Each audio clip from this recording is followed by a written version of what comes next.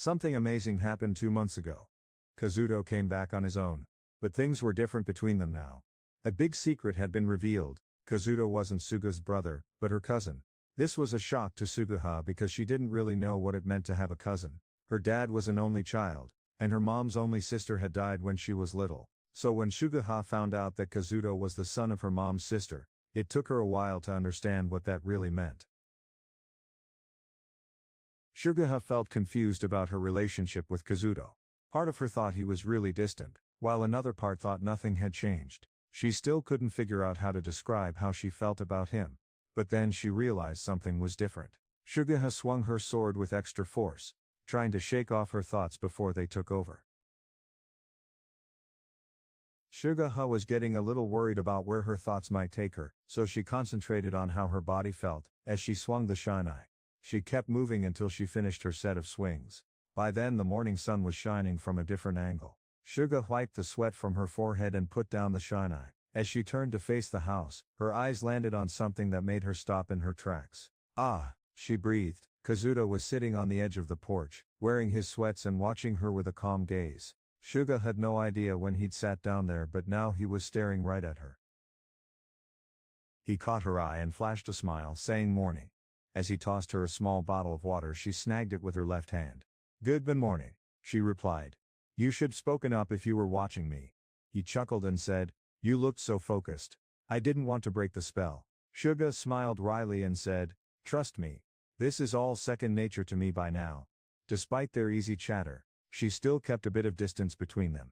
It had been 2 months since they'd started talking like this, and Suga had to admit, it felt pretty natural. But even with their friendly conversations, she couldn't quite shake off the feeling of awkwardness when they were close.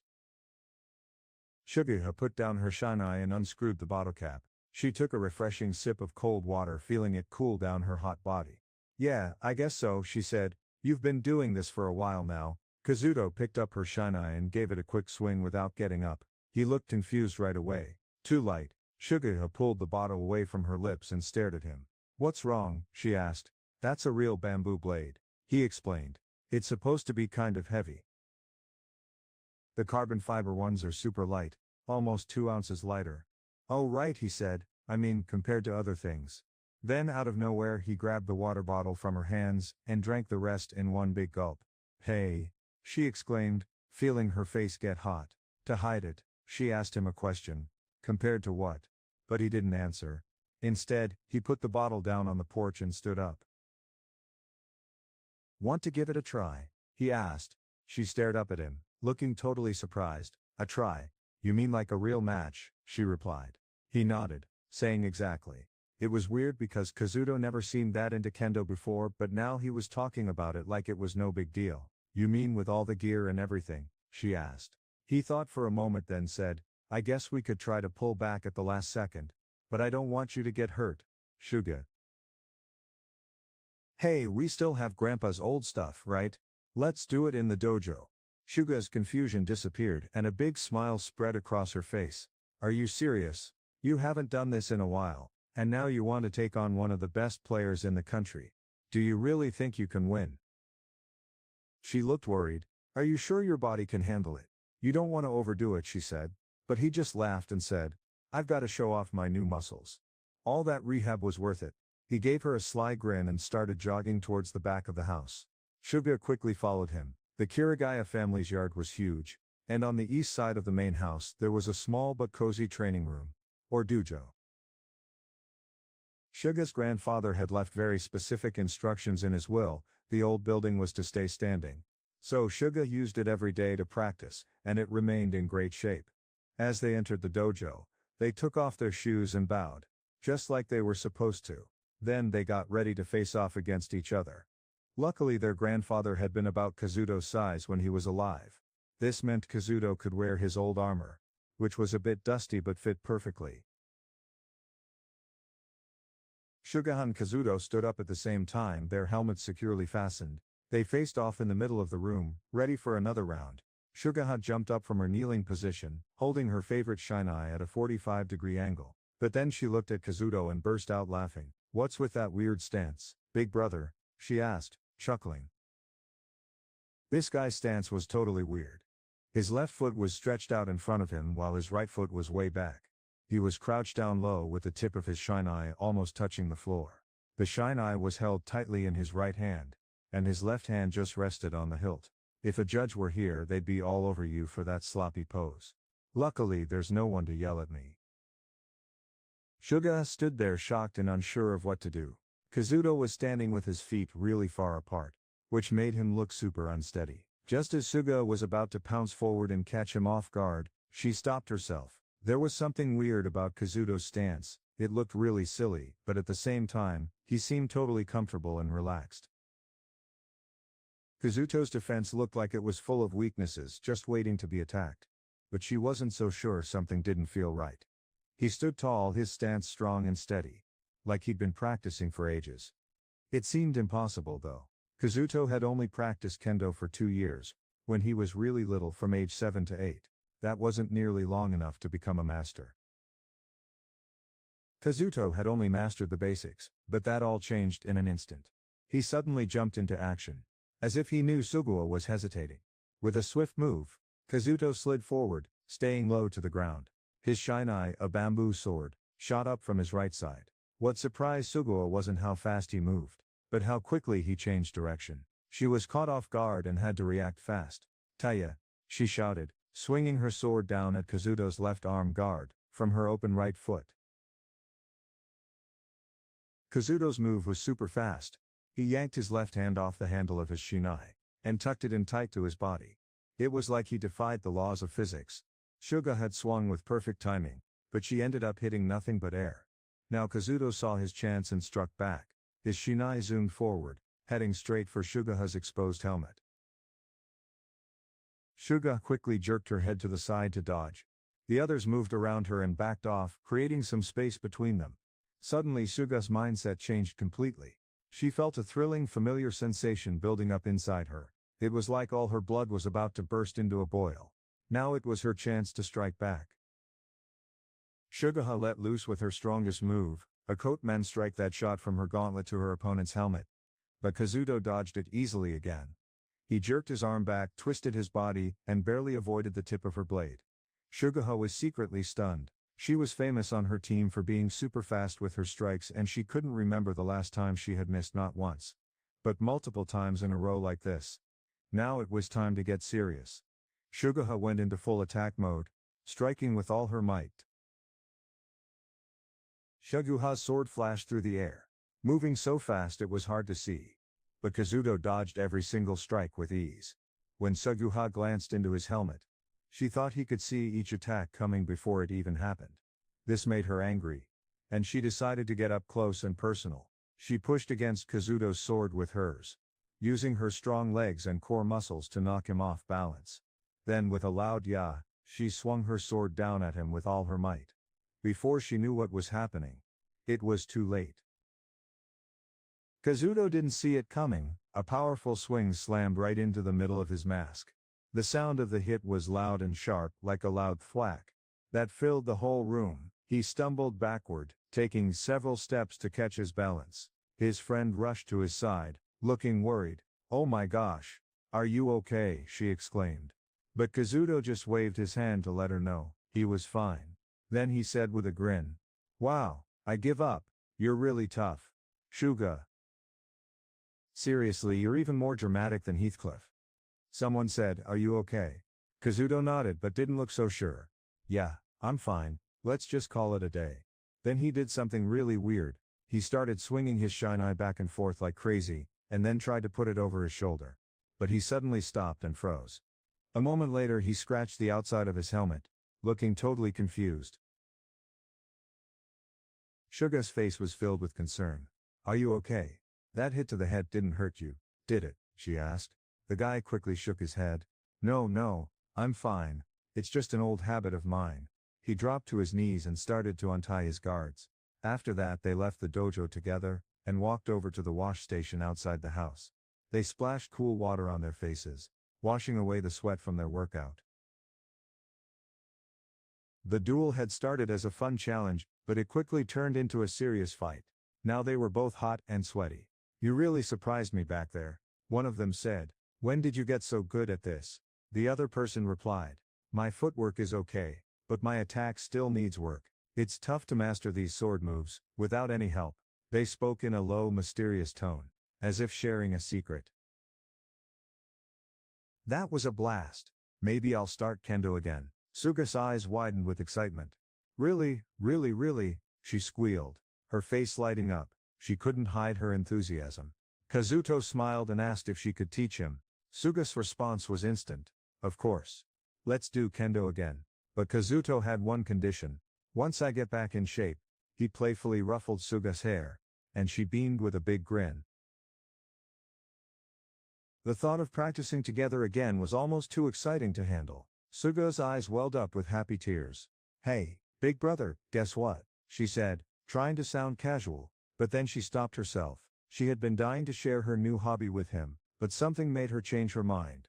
What is it? Her brother asked, curiosity sparking in his voice. Suga hesitated, then shrugged. Never mind, she said, deciding to keep her secret hidden for now.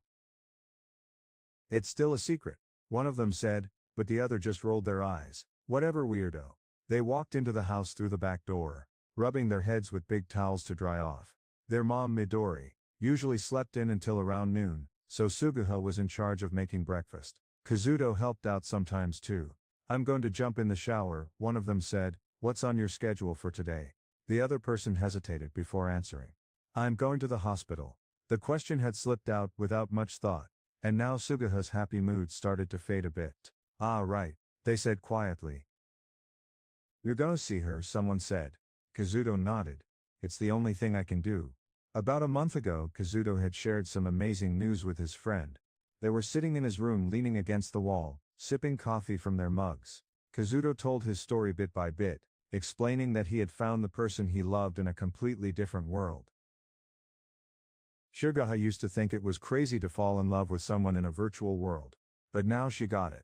What really caught her attention was the tiny glimmer of tears in his eyes, as he talked. Kazuto told her that they had been together until the very end. They had planned to leave the virtual world and return to the real one, side by side. Kazuto was the only one who returned. His girlfriend Asuna was still fast asleep. Doctors and nurses were totally baffled. They couldn't figure out what had happened to her or why she wouldn't wake up. For 3 days straight, Kazuto visited her in the hospital. Suguha pictured Kazuto sitting by Asuna's side, holding her hand and whispering her name, just like she used to do for him when he was hurt. Whenever this happened, she felt an intense feeling that's hard to explain. It was like a sharp pang that hit her right in the heart.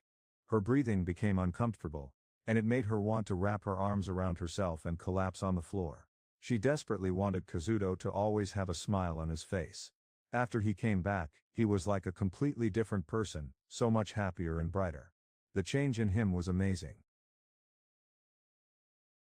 Suguha was surprised by how easy it was to talk to her big brother. He was being really kind and genuine, just like when they were kids. It felt like no time had passed at all. But then she saw tears in his eyes, and it hurt her deeply. She tried to tell herself it was just because it reminded her of the past. As she watched him drink milk in the kitchen, Suguha couldn't help but think about something she already knew. When he avoided eye contact, while talking about a certain person, she felt a pang in her chest. It wasn't just sadness, it was something more. She looked at him and thought, big brother, I know your secret. Suguha still didn't understand what had changed between them when they went from being siblings to cousins. But one thing was clear, she had discovered a new feeling inside herself, one that she never thought she'd have. It was the idea that maybe, just maybe, it was okay to have romantic feelings for her big brother. With these thoughts on her mind, Suguha quickly got ready and left the house on her mountain bike, feeling a mix of emotions as she rode away. I hopped on my bike and started pedaling south. My trip was 9 miles long, which is a pretty far ride, but it's exactly what I needed to build up my strength. I was headed to the city of Tokorozawa in Saitama Prefecture, where a super modern hospital was waiting for me on the outskirts of town. She was fast asleep in a room on the top floor. It had been 2 months since I beat the final boss, Heathcliff, on the 75th floor of Ankrad Castle in the game Sword Art Online. That's when the game of death finally ended. After my big win, I woke up in a hospital room I didn't recognize and found myself back in the real world. But Asuna, the girl I loved, and my partner in the game, wasn't with me. She's known as Asuna the Flash, and I couldn't imagine being without her. Luckily, it didn't take long to track down where she really was. I woke up in a hospital room in Tokyo, feeling a bit shaky. As I walked down the hall, my legs felt wobbly beneath me. Before long, some nurses noticed me and rushed over. Less than an hour later, a man in a suit burst into my room. He introduced himself as being from the Ministry of Internal Affairs. COO Incident Office said out. That sounded like a really important group. But here's the thing, they were created to deal with the big ZAO incident that happened 2 years ago. And so far they hadn't gotten very far in solving anything. I couldn't blame them for being cautious. One mistake trying to mess with the server and override Akihiko Kayaba's protective program could have disastrous results. 10,000 people's minds could be damaged in an instant. It's a huge responsibility that no one person should have to take on. So instead they focused on getting the players the medical help they needed. They arranged for them to be taken to good hospitals. Which was a big achievement in itself. They also kept an eye on the little bit of player data that was available to the outside world. Somehow they knew all about me, my level, where I was in the game, and even that I was one of the top clearers who were making progress in the game. It was pretty impressive that they had access to all that information. Something weird happened last November. Players who were trapped suddenly woke up, and they all came running to my hospital room. They wanted to know what was going on. I had made a deal with a guy who wore black-rimmed glasses. I would tell him everything I knew, and in return he would give me the information I really wanted. What I wanted to know more than anything was where Asuna was. The man rushed back, looking really shaken. "We found Asuna Yuki," he said. "She's at a hospital in Tokorozawa." But then he dropped some bad news. She still hasn't woken up, and she's not the only one.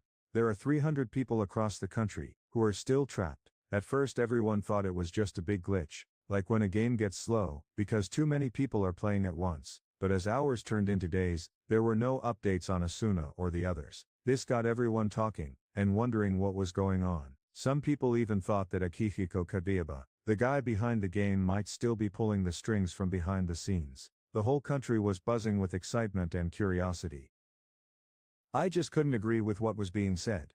I had been right there in that world where the sun seemed to set forever, watching as Aincrad fell apart behind us. I remembered talking to him for a short time, and how clear his eyes were when we spoke. Kaba promised that he would let all the surviving players go free.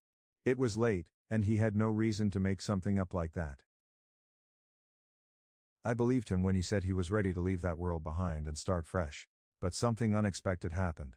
The main server for SAO wasn't completely erased.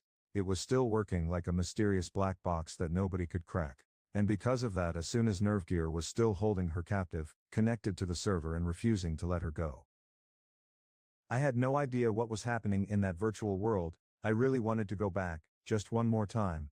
But if Suga found out, she would be so mad at me. One time, I sneaked away and put on my nerve gear headset.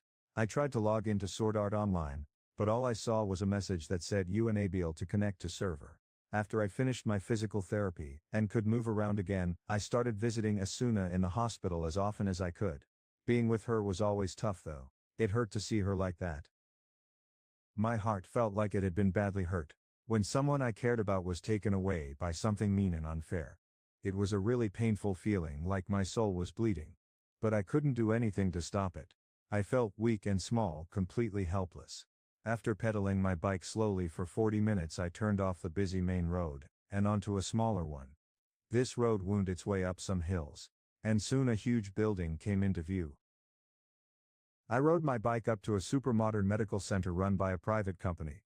As I passed through the front gate, I waved at the security guard. We were old friends by now.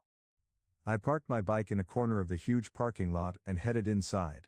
The lobby on the first floor looked more like a fancy hotel than a hospital. It was sleek and luxurious. I picked up my guest pass there and clipped it to my shirt pocket. Then, I stepped into the elevator. Just a few seconds later, the door slid open on the 18th floor, the highest one in the building. I walked down a long empty hallway that stretched out to the south. This part of the building was mostly for patients who would be staying for a while, so I hardly ever saw anyone else around. As I kept going, I finally reached the end of the hall and spotted a pale green door.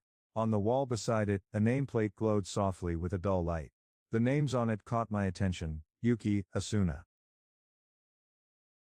Under the name, I saw a small slot, I pulled off my pass and swiped it through the reader. The machine beeped, and the door slid open by itself. As I stepped inside, I was hit with the sweet smell of flowers. It was the middle of winter, but you'd never know it in this room. Fresh flowers were everywhere, filling the space with their cool, refreshing scent. As I walked deeper into the room, I saw a curtain that was closed. I hoped the person behind it would be awake. I slowly reached out and touched the curtain, really hoping something amazing would happen. The curtain slid open without making a sound. Behind it was an incredible hospital bed that had all sorts of special features to help patients get better. The bed surface was made of a cool gel material, just like the one I had used before. A super soft white comforter glowed in the sunlight, and underneath it she was fast asleep. At first I worried that she might not want me to see her when she was unconscious, but that thought disappeared as soon as I saw how amazing she looked. Her gorgeous chestnut hair was spread out across the pillows, shining beautifully in the light. Her skin was super pale, but thanks to the hospital's great care, it didn't look sickly. In fact, her cheeks had a tiny bit of a pink glow. She hadn't lost as much weight as I thought she would. The curve from her neck to her collarbone still looked just like it did when we met online, long and slender. Her lips were a light pink color, and her eyelashes were super long. It looked like they might flutter open at any second. If it wasn't for the navy blue helmet covering her head, the special gaming headset called Nerve Gear had 3 blue lights shining bright on it. Every now and then you could see tiny twinkles that looked like stars, which meant everything was working just right. This meant her mind was still trapped in a virtual world. I gently took her delicate hand in both of mine.